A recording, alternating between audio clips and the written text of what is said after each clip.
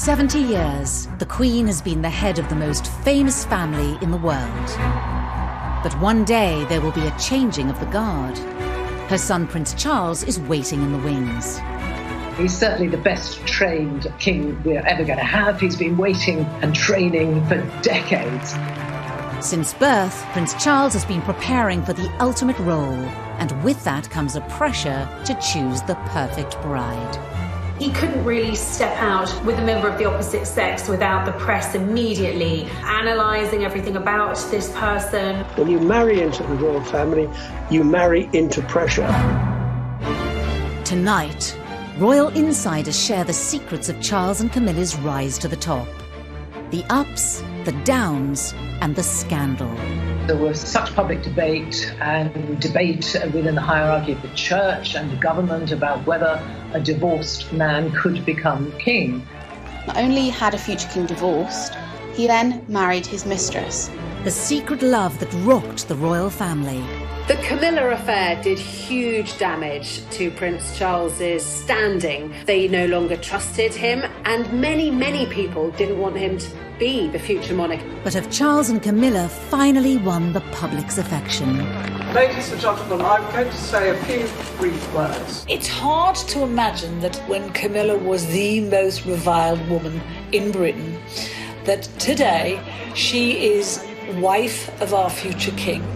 Once young lovers, now 50 years later, are they ready to rule together? Charles was born very simply to be king. I think he's strong enough and positive enough, with Camilla by his side, to make a very positive, good king.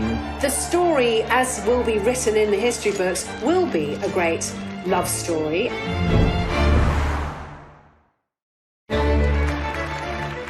In 21st century Britain, appearances from Prince Charles and Camilla, the Duchess of Cornwall, are a cause of celebration for many. Charles, the longest-serving heir apparent in history, and Camilla, as his future princess consort, has an integral position in the royal family. Ministers, ladies and gentlemen, welcome to Clarence House, and thank you all very much for coming. But as the royal couple celebrate their 15th wedding anniversary, at the beginning of their relationship, this never seemed like a possibility. Since his birth in 1948, Charles has always been the king in waiting. This was just after World War II, and in terms of the stability of the country and the stability of the monarchy, the birth was seen as a major event. It was a moment for huge celebration because it was the securing of the line of succession. It was a boy, he was an heir. Charles was born very simply to be king. The eldest of 4 siblings, and with the future of the monarchy on his shoulders, Charles had to quickly learn the responsibilities of royal life. Charles didn't spend a lot of time with his mother in the early years. She went off on tour and left the children at home with nannies and governesses. He really wanted to do well at everything, didn't want to put a foot wrong. And I think that must have been really challenging. There's little doubt that his early years and his years at school was a very difficult time for him. He also found that he was a centre of so much attention that made him realise that in his particular position there would always be fascination in everything he did. As the future king grew older, questions began to be asked of who would one day be his queen. There was acute interest in his private life from the start, really. And of course, that forensic press scrutiny was something that continued through the years. Any woman that happened to be on his arm was already listed as the future wife and a future queen. It does bring a lot of pressure. He was a fit guy, he was very intelligent. The girls seemed to like him, but he was in a way weighed down by all of these worries of expectations of what was expected not only of him as heir to the throne, but of his future bride. In the early 70s, Charles would make an introduction that would change the course of royal history. Camilla came from a very high society background. She had aristocratic links back through her family, and she had a very kind of privileged high society upbringing. Camilla was engaged to Andrew Parker Bowles. They were going to get married, and then it didn't happen. It was a sort of on-off relationship. And while it was off, Camilla sort of befriended Charles. They clicked immediately. There was a chemistry between the two of them. And really, I think probably Charles fell in love with Camilla from the moment that he met her. In many ways, she did tick the right boxes for a future consort for the Prince of Wales. But did those close to the future king approve?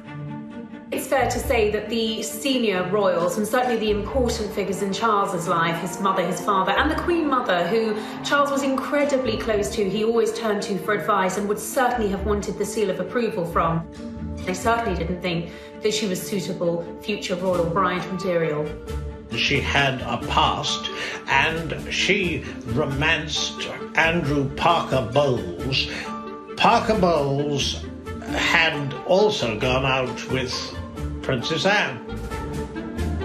The heir to the throne nearly always was encouraged to go for a wife who was whiter than white, and it was viewed very much that Camilla did have too much of a colourful past and therefore was too much of a potential embarrassment.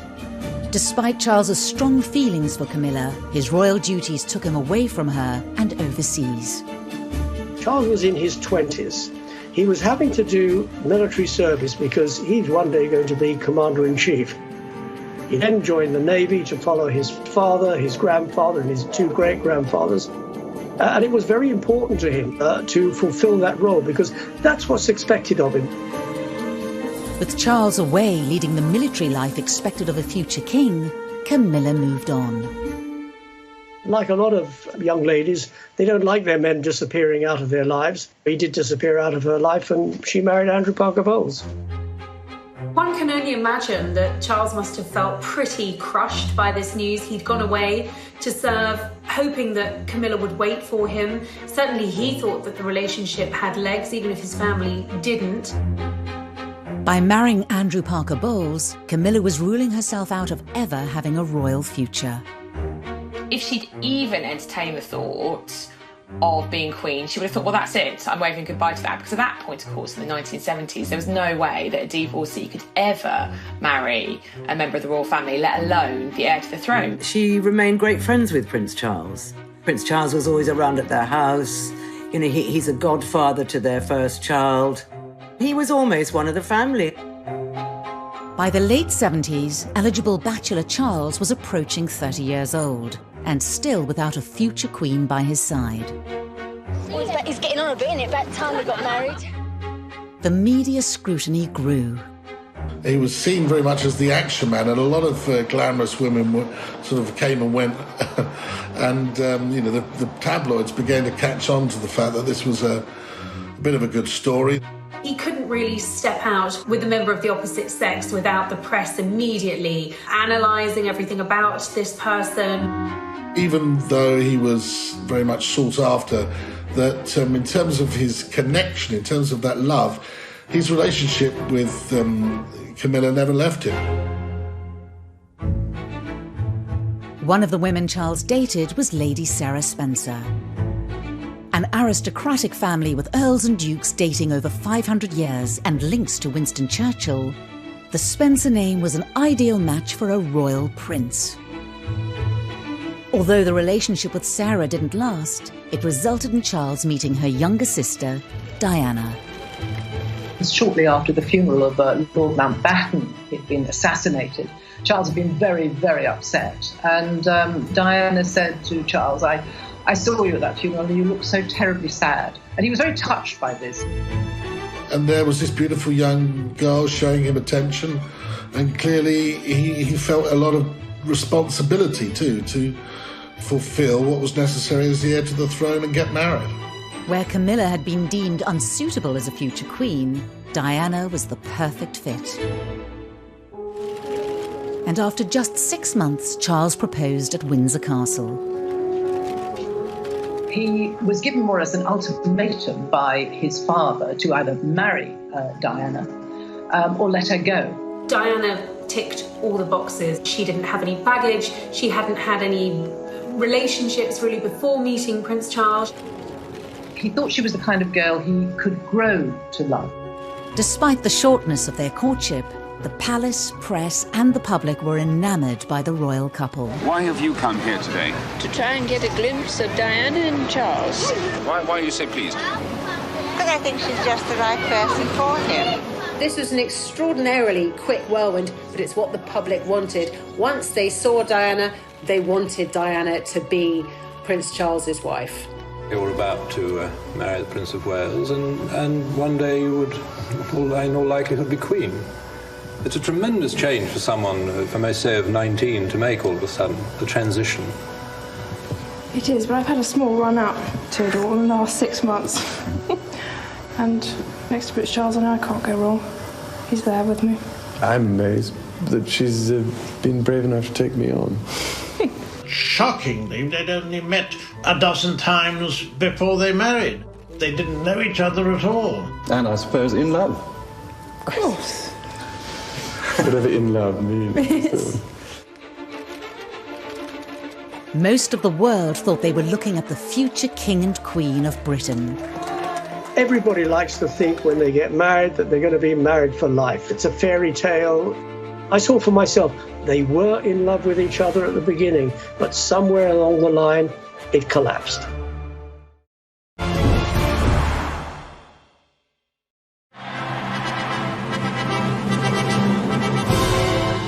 On a hot summer's day, with the eyes of the world upon them, Prince Charles married Lady Diana Spencer in July 1981. The event was watched by 750 million people worldwide. This was a thing of fairy tales. She was so young, so beautiful. Here he was, the future king. It seemed to be, from the outside looking in, a marriage made in heaven. The feeling was electric from one end of the United Kingdom to the other, from north to south, from east to west. The United Kingdom was granted a national holiday to mark the wedding of the heir to the British throne, who was marrying somebody many thought to be the perfect future queen. They bought the tea towels, they bought the mugs, they turned up outside St Paul's Cathedral, they lined the streets of the Mall. They gathered outside that famous balcony to watch that iconic royal kiss. When the truth was somewhat different. Behind closed doors, cracks had begun to appear. There's a tremendous amount of pressure when anybody marries into the royal family. When you're born into the royal family, you grow up with that pressure. When you marry into the royal family, you marry into pressure.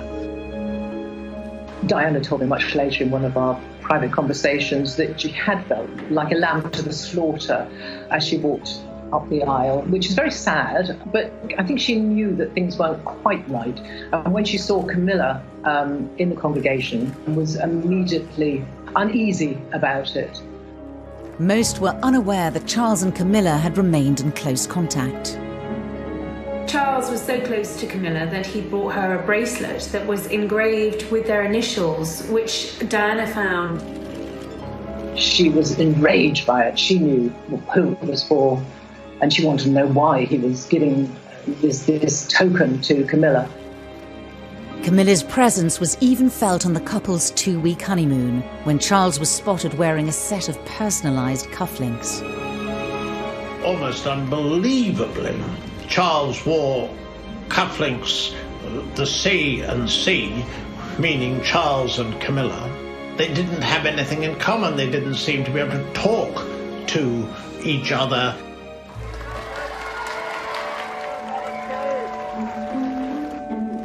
Despite whispers in the press of a rift between the royal couple, within 3 years Charles and Diana had welcomed 2 sons, William and Harry, into the world. Royal insiders pinpoint this as the moment that Charles and Diana's relationship was starting to break down. Charles wasn't the fully hands-on dad that she would have expected, and I suppose that created a distance between the two. She strongly suspected that Charles was still in love with Camilla and hadn't let go of her. Diana felt cut off, she felt isolated, she felt betrayed. royal tours gave the press a first-hand look at the cracks in the marriage. Diana had asked Charles to come with her to the Taj Mahal, the Temple of Love. And he'd refused. And she was really hurt by that. So she made a point of going on her own. A tour of South Korea in 1992 would prove to be their last overseas engagement as a royal couple. All attention from the British press was focused on any mutual signs of affection being shown between the prince and the princess. They went separately and they left separately, and I think the press really jumped on that and they realised that this was going seriously wrong. But nobody apart from Diana and her intimate circle knew about Camilla at that time. That didn't come until later. Shortly after their return from South Korea, in the year that the Queen dubbed an annus horribilis, Charles and Diana's separation was formally announced by Prime Minister John Major in the House of Commons. It is announced from Buckingham Palace that with regret, the Prince and Princess of Wales have decided to separate. The Queen and the Duke of Edinburgh, though saddened, understand and sympathise with the difficulties that have led to this decision. Charles and Diana were told to continue to carry out royal engagements separately. Diana remained living in Kensington Palace, whilst she also kept her title Princess of Wales. Their Royal Highnesses have no plans to divorce, and their constitutional positions are unaffected. At that stage, bizarrely, they said it doesn't change anything, that she's still destined to be the Queen, which was a bizarre thing to say when you look back at it now. Despite them no longer being a couple, divorce wasn't an option for the heir to the throne. Charles, as the heir to the throne, is the future head of the Church of England. The thought that someone who was going to be head of the Church of England could ever be divorced was complete no-no. The heartbroken public were unaware of the reasons behind the separation of their future king and his queen. What do you think of the news today that she's going to live separately from Prince Charles? She's not. That's the first time I've heard that. First time I've heard that. At that point, there were whispers within the palace, within the press, but nobody really had the full story. But within months of Charles and Diana going their separate ways, leaked phone calls seemed to publicly confirm Camilla's relationship with the future monarch. Tabloid newspaper had somehow managed to get access to conversations between the future king and his lover, Camilla Parker Bowles, which were at best described as intimate, although I'm sure the Queen probably had other choice words for the conversations that were leaked. This, after all, is the future king, someone the nation needs to look up to have the utmost respect for. And here he is, on tape, speaking to his lover, telling her that he wishes he could be a Tampax. The revelations proved devastating for Prince Charles, whose press image had been at an all-time high just a decade earlier. Prince Charles was in Shetland today, doing his best to look as if personal problems were the last thing on his mind, and he avoided all questions about the Camilla Gate tapes. The Charles-Camilla Gate was catastrophic, and it was the beginning of the public's absolute hatred of Camilla, and his standing plummeted as well. People thought he was ridiculous, they thought he was cruel, they deemed them both to be incredibly cruel to have done this to Diana. The leaked tapes were the beginning of a public feud between Charles and Diana, later dubbed the War of the Waleses. Charles and Diana fought each other using friends in the press. This was open warfare. In a rare television interview appearance, Prince Charles sat down with broadcaster Jonathan Dimbleby in a revealing documentary watched by millions on ITV. Mrs. Parker Bowles is a great friend of mine. I have a large number of friends. I'm terribly lucky to have so many friends who I think are wonderful and make the whole difference to my life, which would become intolerable otherwise. And she has been a friend for a very long time. During the unprecedented documentary, Prince Charles publicly confirmed for the first time that he'd been unfaithful to Diana. Dickie Arbiter was Prince Charles's press secretary at the time. And I warned them at the time it would have to be warts and all. You cannot deny anything, you cannot leave anything out, and nothing was left out, because Jonathan Dimbleby asked the Prince of Wales about extramarital relationship. Did you try to be faithful and honourable to your wife when you took on the vow of marriage? Yes, absolutely. And you were? Yes. Until it became irretrievably broken down. He admitted that he had been unfaithful, although he said not until his own marriage had irretrievably broken down, both of us having tried. But that was the headline: Charles admits adultery. To go from a wink, wink, nudge, nudge, such and such member of the royal family has got mistresses on the side or, is having affairs, was quite different to actually hearing from the future monarch, I have been unfaithful to my wife, and my wife is Diana, one of the most popular women on the planet. He was very upset with the negative press, as anybody would be, and it was very negative. It was very vicious. Less than a year later, Diana, still with her Princess of Wales title, retaliated with a revelatory BBC Panorama interview with Martin Bashir. It was an absolute secret. No one knew about this. Very few people within the BBC knew it was happening. I certainly didn't know, as the BBC's royal correspondent, until 24 hours before it was going to go out. In the hour-long interview, Diana laid bare details of her marriage, as well as confirming that Charles had been having an affair with Camilla. Your husband renewed his relationship with Mrs. Camilla Parker Bowles. Were you aware of that? Yes, I was. But I wasn't in a position to do anything about it. A husband who was having a relationship with somebody else? Was a husband who loved someone else, yes. You really thought that? Mm-hmm. I didn't think that, I knew it. There were some terrifically damaging assertions in there. I think the more damaging in the eyes of the palace was that she questioned Prince Charles's desire and ability to be king. Do you think Mrs. Parker Bowles was a factor in the breakdown of your marriage? Well, there were 3 of us in this marriage, so it was a bit crowded. I remember talking to Diana after the Panorama interview, and she was very contrite. She was very sorry that she had done it, but, why had she done it in the first place? It was all this sort of attacking each other, getting back at each other. The scandal rocked the royal family.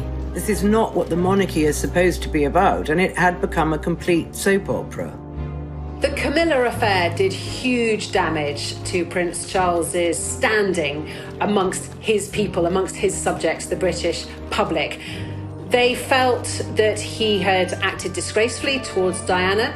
They no longer trusted him, and many, many people didn't want him to be the future monarch. In the midst of the public chaos, Camilla's marriage to Andrew Parker Bowles also came to an end. Up until that point, Andrew was more than happy to let Charles and Camilla's affair go on, providing it was in private. As soon as it came out into the public and he was presented as this injured party, he couldn't let it go on, and the couple filed for divorce. Could Charles's reputation ever recover? Had his affair with Camilla ended all hope of them ever being together? By this stage, of course, there was no prospect of her realistically, as it was seen at that time, of ever becoming Charles's wife. Charles became very well aware that if he was ever going to regain those things, respect, trust, authority, leadership, it was going to be a slow road back to recovery.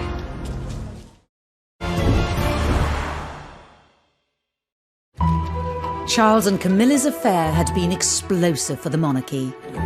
Prince Charles was in Shetland today, and he avoided all questions about the Camillagate tapes. The popularity of the future king was at an all-time low with the public, as was Camilla's. So at this point, in the kind of mid-90s, her reputation was absolutely traduced. She was a marriage wrecker, she was a temptress, she looked like a horse. People would spit at her in the street. Her public reputation that she was a complete evil witch, and she had seduced Prince Charles away from his gorgeous wife. She was, I think it's fair to say, the most hated woman in Britain at one point. Charles's relationship with Diana had also sunk to a new low. Things just got so toxic, and they really were toxic between Charles and Diana. They couldn't even be in the same room as each other. And I think it was having a really bad effect on William and Harry. The marriage problems of Charles and Diana have cast a shadow over the royal family. Now the Queen has decided to bring the whole issue to a head by advising them to divorce. There's no doubt at all that as Supreme Governor of the Church of England, the Queen certainly did not welcome the prospect of divorce. But since there was such enmity between the couple, there was absolutely no choice. The first sight this evening of the piece of legal paper signalling the end of the marriage of the heir to the throne. HRH the Prince of Wales versus HRH the Princess of Wales. This was unprecedented. Of course, Charles, as a future king, is going to be the head of the Church of England. The Church of England does not condone divorce. So this was damaging for the royal family. With all these revelations, with all the press speculation and coverage of a bitter divorce between the couple, no one would ever think of Prince Charles as the next king. He was widely considered unfit to be the next monarch of Great Britain. Charles's position as the future king looked precarious, and his relationship with Camilla was damaging his standing within his own family. He had been so determined to stick by Camilla, to keep her in his life, that he'd alienated not just the public, but many members of his own family too. The Queen did not want the pair of them to be together. She had said time and time again she wanted the relationship to be over. During this difficult time, there was only one person he could turn to and truly confide in. While Camilla was absolutely reviled in England, hated by a lot of people, to Charles, she was his absolute pillar of strength. You know, she was his rock, and really, she was everything to him. Charles was determined to continue his relationship with Camilla and one day make her his future queen. Anyone close to the Prince of Wales, and that included his mother, knew that when it came to Camilla, she was non-negotiable, and Charles made that very clear from the outset. He hadn't gone through everything he'd been through, the public humiliation, the admitting of adultery, not to be with Camilla at the very end of it all. When Camilla was divorced and Charles was divorced, it kind of opened up the possibility of the two of them getting together, but both of them being very sensible people and grown up, realised that this would not be a walk in the park. They would have to do it very gently to ease Camilla into society. If Charles was to keep his throne and one day end up with the woman he loved, he would have to improve his public image and regain their respect. Charles went into damage limitation and firefighting on a level that, frankly, the palace were probably not equipped to do.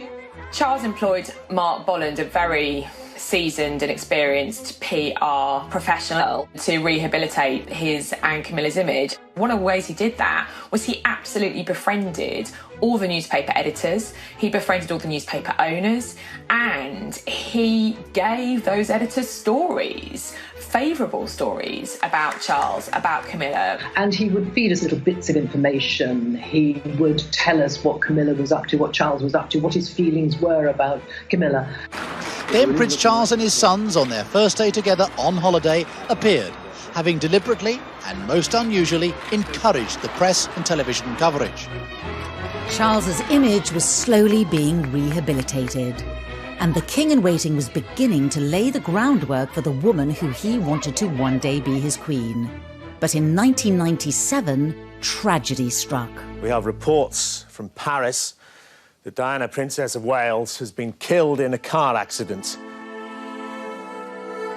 I think that Charles was devastated when Diana died. I think he was racked with guilt. I think also he wanted, as the Queen did, to protect William and Harry. But the monarchy tends to work using precedent. There was absolutely no precedent for the outpouring of grief, which was completely unique when Diana died.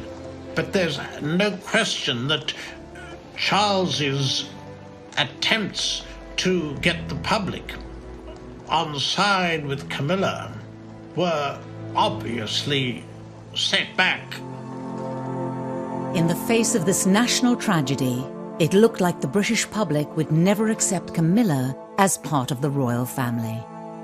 I think that after Diana's death, I mean, Camilla was abused in the street, was yelled at, she had nasty letters written to her. It was really, really difficult for her. The size of the challenge that was facing Charles and Camilla was immense, and many, many people thought it was impossible. People thought if they wanted to be together, they would have to be together abroad, that it could never, ever happen within the United Kingdom. A year after Diana's death, Charles restarted his campaign to introduce Camilla as the woman who would one day stand beside him. But he was met with strong opposition. The Queen was quite clear that she was not going to meet Camilla. She didn't want to hear about Camilla, and it was still a name that really wasn't widely spoken in palace corridors. She, as constitutional monarch, felt she should uphold the standards that she'd adhered to all her life, and should she accept that her divorced son should be with a divorced woman? Should she condone this relationship? Was that what her faith, her religion, she's a very religious woman, would guide her to do? The Queen may have been having doubts, but on Charles's staff, it was decided that they needed to forge ahead with introducing Camilla to the great British public and bring her out into the open as Charles's partner. There was an attempt to do it at the wedding of Santa Palmer Tompkinson, and her mum, Patty, was Camilla's best friend. So they were going to try and be together there, but that couldn't happen either because they decided they would upstage the bride and groom, and that wasn't fair. There had been suggestions that the Prince and Camilla Parker Bowles would take the opportunity to go public with their relationship. But she joined other guests well before him, looking relaxed and in a pastel blue suit and matching hat. In 1999, the couple were invited to the birthday party of Camilla's sister Annabelle, to be held at the Ritz Hotel in London. It was seen as the right opportunity to give the British public their first glimpse of Charles with his future consort Camilla by his side. It was dubbed Operation Ritz. I remember being in the newsroom, and it was a cold day in January, and rumours started to knock about that something was going to happen down at the Ritz, and that maybe we were going to get sight of Charles and Camilla together for the first time. Mark Bolan was giving sort of the nod and the wink that actually we ought to get our ladders down there. So I said to the news desk, right, get the ladder down there. Well, there were 200 cameras there, I think. Charles and Camilla emerged. She was wearing a very neat little black coat, and I remember she had a beautiful choker on at the time. And they stood and they posed for photographs, and those photographs went around the world, and that was the beginning of trying to get the public to like them. Of course, it's only a picture, but last night's coming out was symbolic. Whatever people think about Camilla and Charles, they're telling the world we're a couple, and you better accept it. This was a big statement. Camilla was going to have some sort of formal role in the future, because there she was on the arm of Prince Charles, very officially his date for the evening. This really felt like a turn in the road. Suddenly, Camilla wasn't just Charles's mistress. Now she was his companion. Now the press had their first picture of them, it was down to the Queen to give the relationship the seal of approval. In 2000, she agreed to attend a birthday party for King Constantine of Greece, to be held at Charles's home Highgrove. Also on the guest list was Camilla. It seems Camilla's friendship with King Constantine of Greece, seen here at his daughter's wedding, was crucial to her inclusion on the guest list for his 60th birthday party today. The Queen, it seems, made a very deliberate decision to attend. As the press officers in the royal family are very frequently reminding me that, Emily, private things remain private. Sometimes private things do not remain private when they want to send a message. And at that particular point, they wanted to show, or at least Charles wanted to show, that Camilla had got the ultimate seal of approval from his mother the head of state, the Queen. The Queen knew that if she met Camilla in a formal or semi-formal capacity, it would be a really, really big deal. Buckingham Palace are playing down the importance of today's meeting, but for Charles and Camilla, it is a milestone. The heir to the throne's long-term companion, now accepted in royal circles. The Queen, of course, would have preferred Charles not to have divorced. She would have preferred him not to have admitted adultery or not to have committed adultery. But she is quite a practical, pragmatic person, the Queen, and I think saw the writing on the wall, saw that Camilla wasn't going to go anywhere. And I think the Queen then thought, well, we might as well get on with this, and she might as well be welcomed into the family. The meeting with the Queen was absolutely fundamental in the turning point of the public accepting Camilla, because the feeling was, certainly among Charles and his advisors, that if the Queen could accept Camilla and could welcome her into the family, then the public could welcome Camilla too. And that really paves the way for a change in attitude among the public. By the end of the millennium, Charles's popularity had bounced back.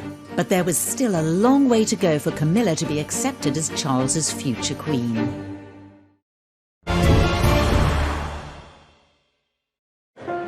As king in waiting, Charles will not only inherit the throne one day, but also become supreme governor of the Church of England. This posed a problem for Charles and Camilla's relationship. By now, they were officially living with each other at Clarence House and Highgrove. But was Camilla's status as common-law wife appropriate for a future king and head of the church? Marriage would make the relationship far more appropriate. I think there was pressure from the outside that really he had to make this official. As his position, he's going to be head of the Church of England, defender of all faiths as he wants it to be when he becomes king. And frankly, I think from his kind of professional point of view as future king, I think it needed to happen. But there was a problem. The Church of England did not approve of divorcees remarrying. The Prince of Wales has started to persuade very senior figures, people like the Archbishop of Canterbury, George Carey, that there was a reason for him to be married. Why should the heir to the throne, who would one day be the king, the defender of the faith, why should he be forced to be in this situation where he can't marry the woman he loves? Why is it better for them to be partners? And so I think people gradually came round to the feeling that it was just the right thing to do. Possibly one of the last to be persuaded was Her Majesty the Queen, a very high church believer in the marital state. But once the church was on side, I think there was no real reason to block it anymore. They've waited long enough, but tonight they emerged as a couple soon to be wed. In February 2005, 56-year-old Charles and 58-year-old Camilla announced their engagement. How are you feeling, ma'am? All right. Just all right? I'm just coming down to earth. Did he get down on one knee to propose? The future bride wore a ring that belonged to Charles's beloved grandmother, the Queen Mother. I think Charles had always wanted to make Camilla his bride, his wife. I think he felt that she had endured a lot of really negative criticism over the years, and she'd taken it with great dignity, and all he wanted was to make her his wife, his bride. This was the first time in history that an heir to the throne would marry a divorcee. The Church of England might have backed the union, but this wedding would have to be very different to all previous royal weddings. Charles and Camilla would need to have a much lower-key ceremony. Having been divorced already, both Charles and Camilla would have found it difficult to marry within the church. So instead, they had a civil service at the Windsor Guildhall. This would be the first large-scale event with Camilla at the centre of royal life, and Camilla was nervous at the potential public reaction. She was terrified no one would come. She was terrified she'd be booed. And I remember seeing film footage at the time, about 6 a.m, and there was no one on the streets of Windsor. It was freezing as well, I remember. It was a really, really cold day. She must have been terrified that no one would be there. And, I think as a journalist, I was looking at it and thinking the only reaction to this is going to be national apathy, which is kind of almost as bad as protests. However, by 10:30, the streets were thronging with people. As the Prince and his bride were being driven the short distance from Windsor Castle to the Guildhall this morning, history prepared to record a royal marriage without precedent. TV cameras filmed the moment when Charles and Camilla arrived at the registry office in Windsor for their historic marriage. The ceremony was attended by William, Harry, Camilla's children and a few friends. The Queen, as head of the Church of England, did not feel that she could attend, but she did join the couple for a blessing at St George's Chapel afterwards.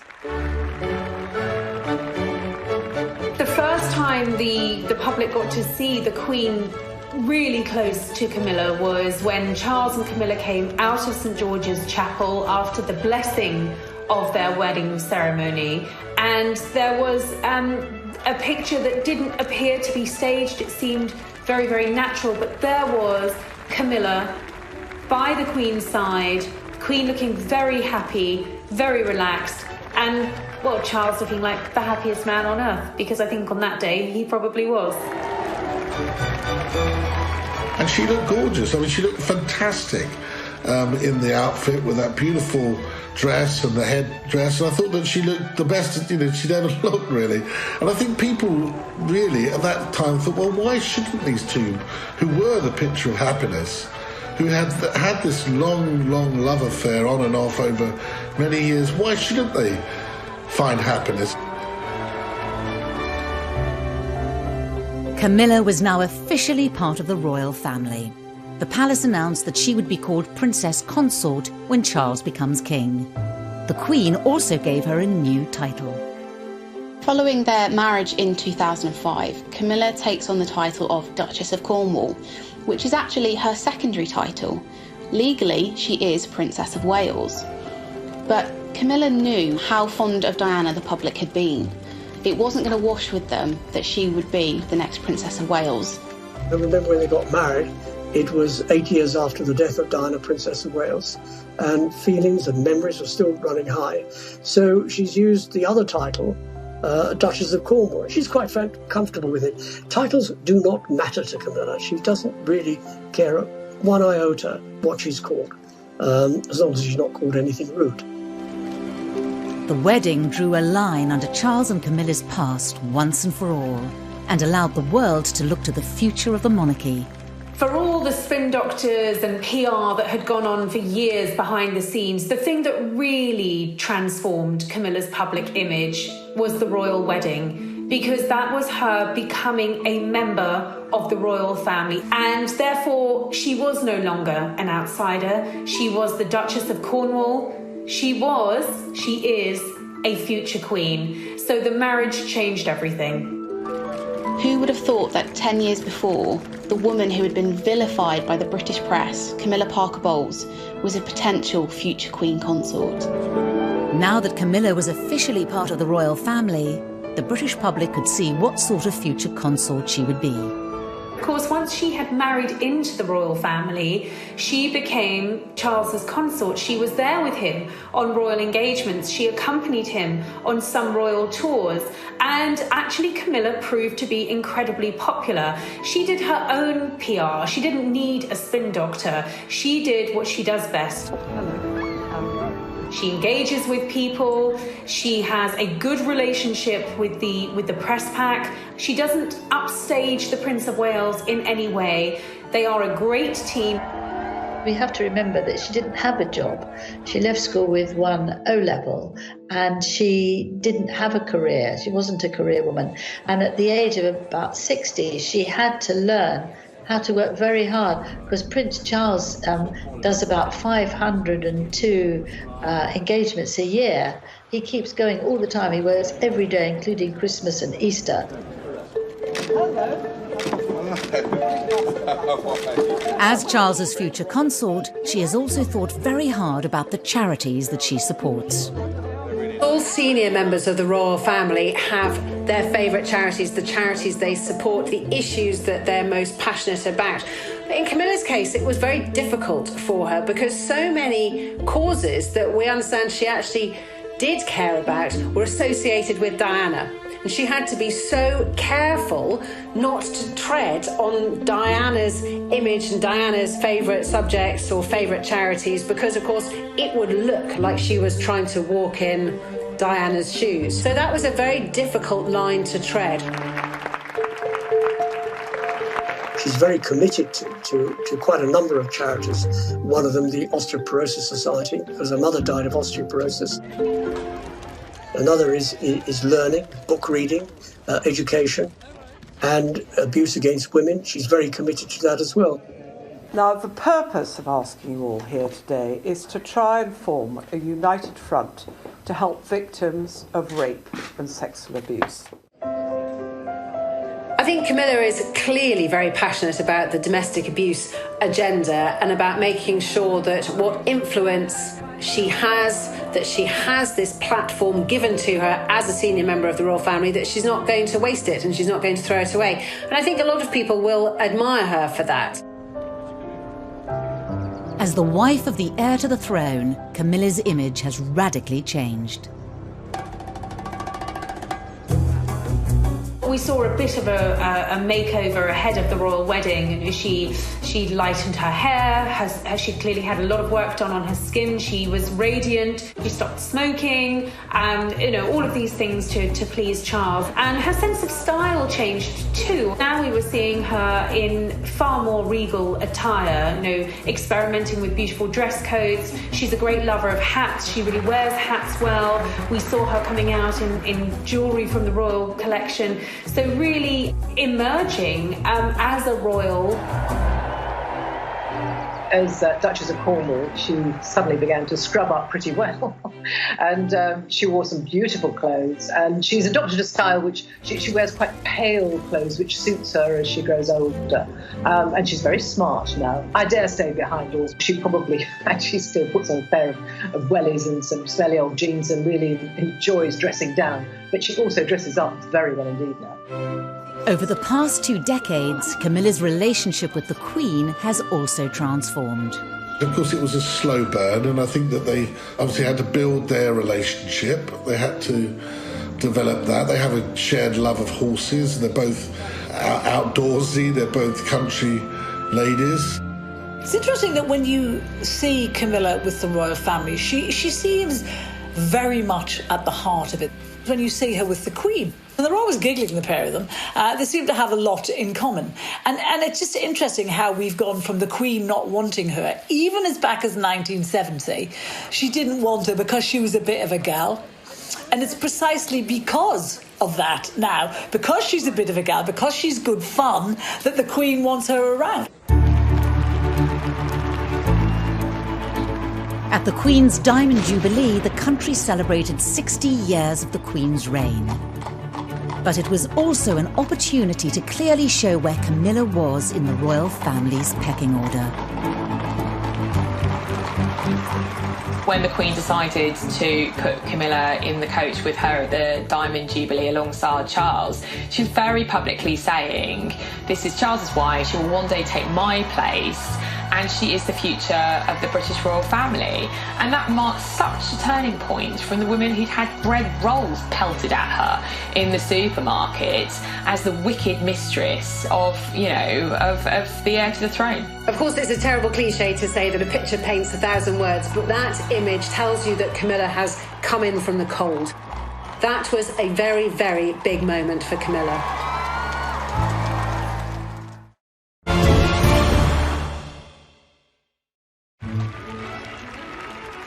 By the time of her wedding to Prince Charles in 2005, Camilla Parker Bowles' journey from royal mistress to royal wife had been extraordinary. Labelled a marriage breaker by the press and reviled in public, she had fought hard to win her place next to Prince Charles. Whatever people think about Camilla and Charles, they're telling the world we're a couple. Despite her place in the nation's affections and the approval of the Queen, she still had to convince the hardest judges of all. The rest of the royal family, and in particular, Princes William and Harry. Camilla's relationship with William and Harry has always been quite tricky. Diana obviously painted Camilla as the marriage wrecker. For the Prince of Wales, the first proper meeting between his son William and his longtime friend Camilla Parker Bowles was obviously a significant event. The princes were in their mid-teens when their father's relationship with Camilla became public. Harry refused to see her to start with. Harry wears his heart on his sleeve. He was in his teenage rebellious phase, smoking dope and kind of getting into trouble. But with children of her own, Camilla was well placed to tackle the unique challenges of being stepmother to William and Harry. In the early years after Diana's death, all those boys had was Charles. And we all know Charles was emotionally stunted. So they would have needed a woman to talk to sometimes. And I suspect Camilla was very good at fulfilling that role. William first spent half an hour with Camilla, it's now emerged, and they've got together again since. She knows that she's not their mother. She's never tried to step in and be their mother. She has been there to support them when they've needed that support. So what was, in the early stages, a very difficult relationship has grown to become a very close one. It is amazing how close we've become, you know, I mean, ever since our mother died. She's a wonderful woman, and she's made our father very, very happy, which is the most important thing. William and I love her to bits. 10 years before Camilla married Charles, it was inconceivable that William and Harry would have accepted her into their family. But both princes would themselves bring new people into the royal fold, Kate and Meghan. As a royal outsider herself, Camilla had great empathy for both young women. For Kate in particular, she was on hand with invaluable advice leading up to her wedding with William. Kate didn't know how to be royal, so she would have felt like an outsider. And in those early days, she was pursued by the paparazzi, by the press. The new bride has experienced it at first hand. She, not William, will be the focus of attention. While Camilla, she knew how it worked, and she was in a very good position to give Kate advice. In the run-up to the royal wedding, she took Kate for lunch, I think, just to sort of settle nerves and give some good stepmotherly advice. She has been there for the Duchess of Cambridge. Just over 6 years after William and Kate's wedding, Prince Harry announced his engagement to Meghan Markle. Royal watchers talked of her as someone quite unlike the other members of the family. But she had much in common with her future husband's stepmother. In many ways, Camilla had paved the way for Meghan, in the sense that they were both divorcees, neither of them were royal. But I think Meghan took any criticism of her position personally. Camilla would have been there to tell her not to take it personally, and that this is just what happens when you're an outsider. Throughout her life with Charles, Camilla has always maintained an upbeat public persona in the face of criticism. It's a quality that has rubbed off on Charles. As he edges closer to the throne, Camilla has transformed the way he engages with the public and approaches his duties. I think it's very clear when you look at Charles and Camilla over the last 15 years what a difference she has made to his persona, to his outlook, to his demeanour.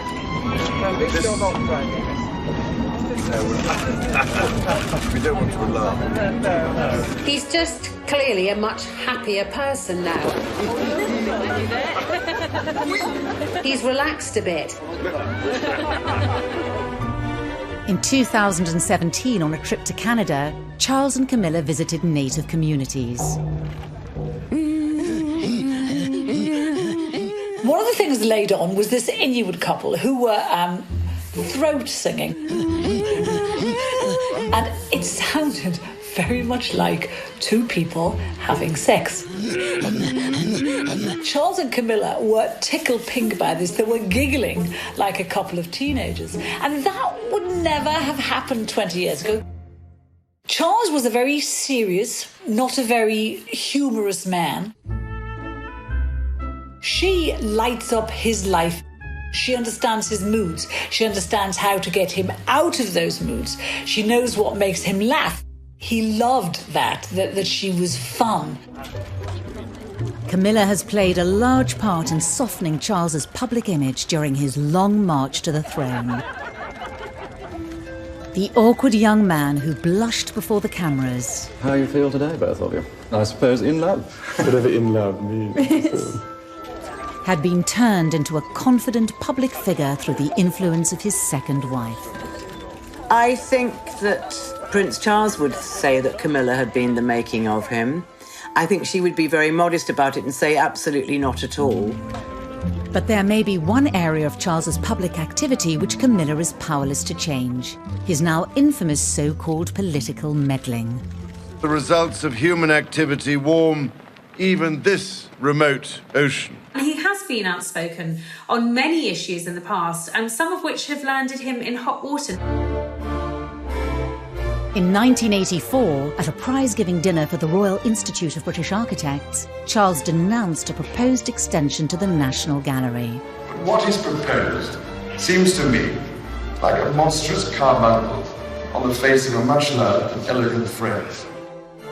Ever since, Charles has been accused of voicing opinions on areas of British life that some claim he has no right to be involved in. Patients should be able to gain the benefit of the best of both worlds, complementary and orthodox. In 2015, the Guardian newspaper revealed letters written by Charles to cabinet members over policy issues close to his heart. We know he cares about the environment and architecture, genetic engineering, all these things that mean a lot to him. And he's not afraid of controversy. The environment is full of uncertainty. We have made it into a rubbish dump. But he's writing the sort of letters with questions that you and I might ask. We won't get the answer, but he'll get the answer. As Prince of Wales, Charles's outspokenness has been tolerated. But when he takes the throne as Charles III, will it continue?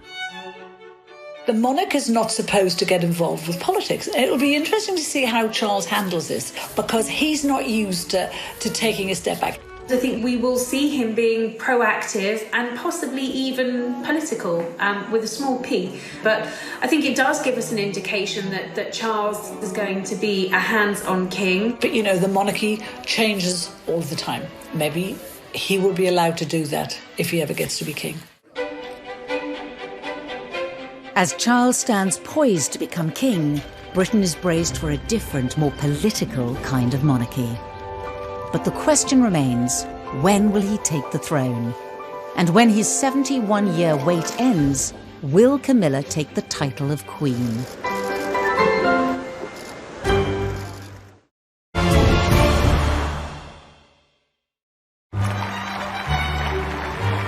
Prince Charles is the longest-serving heir to the British throne in history. In 2020, at the age of 71, his wait to become king continues. Yet with Prince Philip, the Queen's greatest supporter, retiring from public duties in 2017, a gap has been created at the centre of royal power for Charles to fill. Prince Charles has stepped in where Prince Philip would have been. He now joins the Queen for the Royal State opening of Parliament. It's been suggested that Charles would be the next head of the Commonwealth. This is an occasion to celebrate with renewed pride our remarkable Commonwealth family. It makes sense because it provides the continuity and stability of this 53-nation club. He's been the official mourner-in-chief when it comes to attending state funerals. I think what we're seeing is a gradual handover of power. There is talk of him being more shadow king than Prince of Wales. After so long on the sidelines, Charles is now on the cusp of stepping onto the British throne, with Camilla firmly by his side. But what kind of leadership style will we see under Charles?